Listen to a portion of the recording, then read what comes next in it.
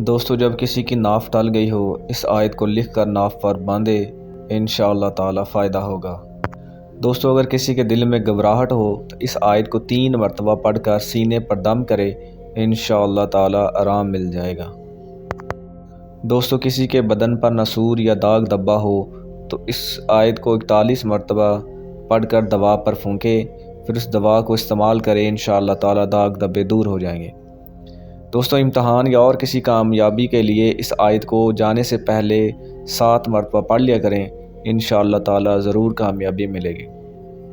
اگر کسی کو بھوک نہ لگتی ہو اس آیت کو 21 مرتبہ پڑھ کر پانی پر دم کر کے پیا جائے تو انشاءاللہ تعالی فائدہ ہوگا۔ اگر کسی کے پیٹ میں درد ہو تو اس آیت کو 5 مرتبہ پڑھ کر پیٹ پر دم کرے انشاءاللہ تعالی پیٹ کا درد ختم ہو جائے گا۔